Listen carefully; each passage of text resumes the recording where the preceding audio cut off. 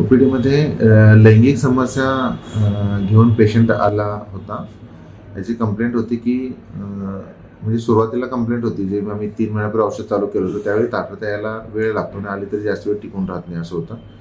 आम्ही मेडिसिन्स चालू केलेत आणि मेडिसिन चालू केल्यानंतर त्याच्यात इम्प्रूव्हमेंट होती. पण गेल्या 15-20 दिवसापासून त्याची कंप्लेंट अशी की वीर्य अजिबात पडत नाही आहे. म्हणजे रिलेशन ठेवल्यानंतर वीर्य पडत नाही, असं होतं.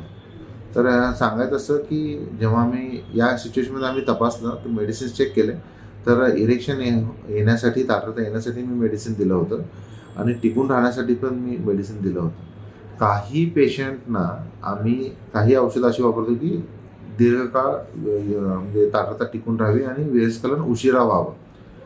पण कधी-कधी आमचा हेतू असतो की वीर्यस्खलन उशिरा व्हावं, या हेतूनं जेव्हा आम्ही मेडिसिन देतो, तर कधी-कधी अजिबातच वीर्यपतन होत नाही ह्याला, किंवा वेळ लागतो असं म्हणतात, किंवा पेशंट म्हणतो की आम्ही प्रयत्न करतो पण वीर्य अजिबात पडत नाही, किंवा फार उशिरा पडतं, अशी कंप्लेंट असते. तर याच्यात एक सिंपल गोष्ट असते, काही घाबरायचं कारण नाही. मेडिसिनचा डोस तो थोडा ॲडजस्ट करायचा असतो. त्याच्यामध्ये 2 पद्धतीने आपण करू शकतो, की एक स्पेसिफिक कुठलं औषध माहीत झालं आपण त्याच्यामुळं असं होतंय, तर ते मेडिसिन आपण रिलेशन झाल्यानंतर घेऊ शकतो. कधी-कधी जर आपल्याला कळलंच नाही की कशामुळे होतं, तर मग विचार करायचा नाही.